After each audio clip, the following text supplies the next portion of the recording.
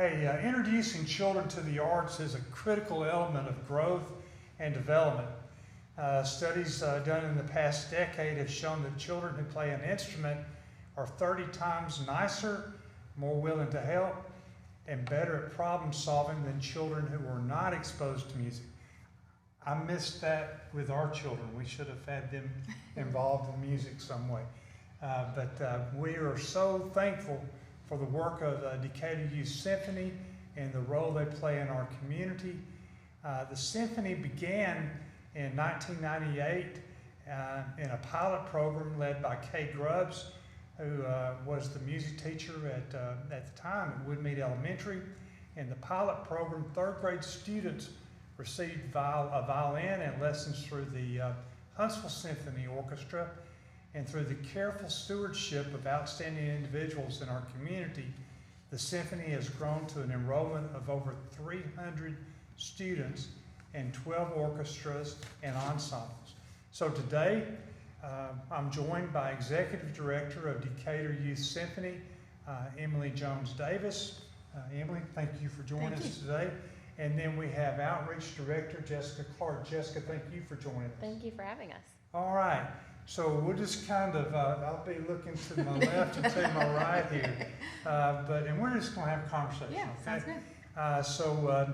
And since what we just talked about what, how music has a positive impact on students, I understand that they perform better academically as well. Is that the data to support that? Yeah, absolutely. It has a really positive impact on a student's focus and even their ability to connect some of those classroom concepts that might be harder to grasp.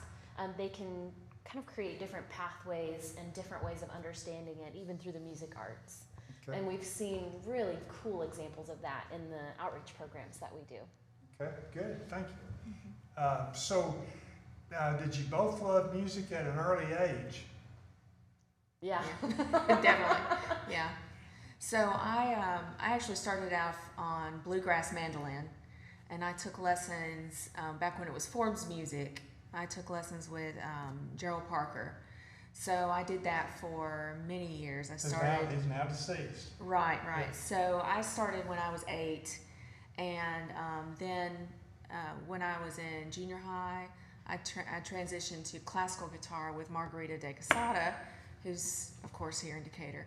And I just loved it. I got to play with the Calhoun Guitar Ensemble, and then went on to pursue music in college and grad school. Have you seen the YouTube piece where Miss Decatur walks into the music store at the corner of 2nd and Moulton? Yes. And Chester, I think, had just, they were walking by the guitars, and she just pulled one off the rack and starts playing, and it's beautiful in what she does. Yes. I worked for Armando back in the 70s, so I got to know the family. Amazing. Now, what about you, Jessica? Well, when I was in elementary, my heart was bent towards the flute, but I guess as a kid, I kind of had these, big dreams and a lot of things. So my parents wanted to make sure that I was actually serious about wanting to play the flute. So they had me start with piano first. And through the whole process, I just kept asking, please let me take the flute, let me play the flute. And so finally, when I was 10, I started playing the flute. And then I picked up violin and cello in high school. And interesting fact, I have a unique perspective about Decatur Youth Symphony because I was one of the first flute players to join the orchestra when I was in high school. Okay. So that was an experience that really shaped just my musical opportunities while I was here. And I actually went on to study music and the theater arts in college. So I kind of did a broad, arts endeavor. So that was my journey. So how did that journey lead you to Youth Symphony? Well, I came back to Decatur after grad school, and I traveled for a couple of years with a kind of a Celtic group across the country performing. And I came back to Decatur to get married. So that kind of landed me here, and I was teaching high school English at the time. And Emily and I were acquaintances through church and homeschool groups kind of growing up. And so she actually contacted me about an opening at Decatur Youth Symphony, wanting to know if I would be interested and send her my resume. So that's how I got reconnected with the organization. Very good. And how did you get connected? Well, I had moved back here too after grad school, and I had been working at the Princess Theater as box office manager, and I met Kay Grubbs and Jacob. Well, I knew Jacob from when we were kids. We were kind of in the same groups. Jacob Frank, yeah. So Kay came to the Princess and did a folk music camp with me and Jacob, and I just stayed connected with her. And then I was actually teaching at Calhoun at the time, and Sharon Landis was going to retire. So Kay came in as an interim and contacted me to see if I was interested in doing it, and just a dream job. Just fantastic. Just love the idea of being able to work with Decatur Youth Symphony, because it already had such a great reputation of being a community group, and I loved what they did for kids. So that's how I ended up coming back into it. And you filled some very large shoes. Oh yeah, Sharon, but you've done a wonderful job well, thank you. with that. And there is a large number of, and more are needed, residents that support Decatur Youth Symphony financially, with encouragement, many ways of support. And some are very, very passionate about it. And Right. before we went online, we were talking about Kay Grubbs, and I was trying to remember Stan Belsky. And who wants to, maybe both of you have your own Stan, anything to share about Stan and what he did? Well, Stan had that vision to have a youth symphony orchestra in Decatur, and eventually have even an adult and community orchestra. So, he and Mayor Lynn Fowler, and then we have other founders like Dr. Beth Weinbaum and Dr. Tommy Davis, and we had several people working, and then the city of Decatur. We were with Parks and Rec starting out, so it was just a really great. You had a great team that saw this vision and really worked to make it happen. And Stan still stays in touch, and so I'll see him come back for Yay Decatur. Yeah. That's always nice. Now, we talked about Jacob Frank, and then we have Aaron Plunkett. Right. I don't want to leave anyone out, but kind of explain their roles. Okay, so Jacob Frank is the conductor for Decatur Youth Symphony and Chamber. And this year we've added Devin Lacey, and he's conducting the intermediate orchestra. And then Jessica and I are doing the two younger groups. And then Aaron Plunkett oversees the percussion program, that outreach program. And maybe Jessica can tell a little bit about what he does, and also Yvonne Johnson with the second grade. A little bit about those outreach. So Aaron is phenomenal at what he does. I think everyone knows that, whoever crosses paths with him. But he's got a really unique ability to connect with kids from all different walks of life and give them tools to enjoy community, give them outlets such as all of the percussion classes he teaches. He's also working with different special needs groups as well. And he's also working towards even getting into some more senior care groups and using percussion as a means of reaching them as well. So he's really approaching this kind of multi-generational outreach program, which is fantastic. Yvonne Johnson oversees our second grade violin program, which is the same program as what you mentioned earlier. It started as the third grade program, but it just worked out better with the school system to shift it to second grade. So she's at this very moment teaching classes at Francis Nungaster right now, and she's doing Banks Cadell this afternoon. She goes to every single second grade class in the Decatur City Schools, and gives them approximately 10 lessons on the violin just as an intro, kind of get them, get their appetites wet towards music. And then we're able to then plug them into the other programs that we offer. That's great. And whenever I think of Aaron, I think of, and I know there's far more to it than this, but I want to get real elementary here, but what I call the boxes. Yeah. Mhm, Yeah. Uh-huh. Yeah, and Yeah. you just sit down and Yeah. you thump away and And they it just makes have a good music. time. Yeah. Yeah. He's actually doing something really neat this next month because we know that the Alabama Institute for Deaf and Blind is opening up a campus, or they're redoing, was it Wallace or Yes, Learn- yes. So anyway, we reached out to them to see if we could partner with them on some music classes. Right. Yeah. So he'll be going to their main campus in Talladega in October to do some percussion, and then when everything gets going here in the Decatur area, we hope to jump in and help them with whatever they need if they need some other music classes. So the team as a whole seems to have a gift at putting everyone at ease, to position themselves to be able to teach. Absolutely. Mhm. There's 2 programs that I have direct oversight in is our outreach string programs called Breakfast with the Classics. And we do that in a few of the elementary schools. We're not in every school yet. That's the long-term goal. But we provide free string instruction, violin, viola, cello, and guitar. And then the second program that I oversee is our new STEAM lab. And this is kind of a mobile program that we get to take into the schools or community organizations. And we get to incorporate the arts with the sciences, technologies, mathematics, engineering, and connect those concepts that otherwise might be off in their own category and something that a student might not even consider. We get to then plug that into the things that they're experiencing on a regular basis. So every single person that's involved in, the core orchestra program or the outreach programs, they're very passionate and dedicated to what they're doing.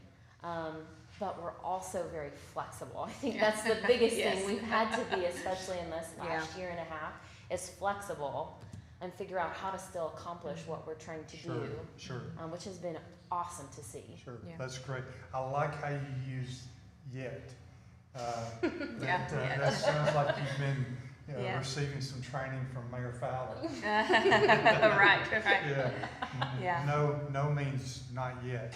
Yeah. It doesn't exactly. mean, it's not permanent. Right. It's not a permanent state. Right. All right, so for those that aren't familiar, tell us a little bit about the mission and operations of DYS. So our mission statement is transforming lives through music, and we have those main programs like Jessica was just talking about. Our orchestra program is open to anyone. A couple of the orchestras you do have to audition for, the higher levels, but we start kids at the beginner and we'll take them up through as advanced as they can go. And that one's open to kids from all over the area. And then we have the Breakfast with the Classics, which is the outreach in the school, and then second grade violin, and then percussion is probably our widest partner group. I mean, we're working with Decatur Youth Services, Boys and Girls Clubs, the AIM program with Decatur High, and Kids, Tweens, and Teens. So we have a lot of different moving parts with that program. And as far as our operations and how we fund the program, we do that through grants. We get support from the Alabama State Council on the Arts. We get Rotary support. We get support from Kiwanis and other civic organizations. And of course, the city of Decatur has been very generous. And then, our normal donor campaign. So that's how we fund the programs. And we're always able to try something a little new every year, and that's really fun because it helps us to stay creative, it helps us to stay current, and try to give students something new to do. We've done field trips. Of course, we have the STEAM lab, and this year we're doing a partner concert with Etowah Youth Orchestra. So this time we're trying to bring in students into Decatur from another group. So just things to keep it fresh and all that. So this is the part that everyone always loves to hear, our viewers. Yeah. What's the most rewarding thing that you've experienced since being connected with Youth Symphony? And there may not be just one. Maybe. Yeah, I think for me, one of the things that's been really rewarding is seeing the community support. And that's true because we have an outstanding board of directors, and we have community that really does love to see these things thrive. And I'm really proud of how we can reach really any demographic.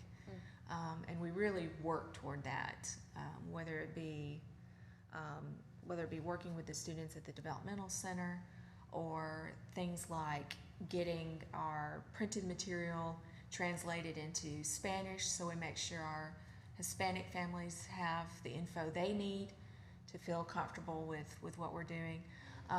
So those kinds of things that and of course, every year when you go to rehearsal and you're seeing the kids work, and then you come to the performance, and it's just amazing what they do. And I think they're having fun with it. I hope so. So First Baptist has traditionally been the venue that I can think of. Right. And when the numbers were down, COVID numbers were down, we had a pretty good attendance there. That was really encouraging. And I just looked at the numbers a while ago, and we're back in the low double digits again today. Hopefully that's not an anomaly. Hopefully that'll turn into some type of trend. Jessica, I wouldn't want to leave you out. I think there's two big things to me that have been the most rewarding aspects of being a part of DYS. And as an artist personally, it is so unfortunately rare to find an environment that you as an artist yourself can thrive and have the freedom to be creative and have a really strong support structure in place. And I'll be honest with you, this is not an exaggeration either. It is rare. I mean, I can count on one hand perhaps the times I have ever walked away from a board meeting, a staff meeting, or just a collaborative meeting with Emily herself, feeling like, maybe I'm not as clear on what I need to accomplish, or I don't have the tools at my disposal to do what I need to do. I mean, it's an inspiring team to be a part of.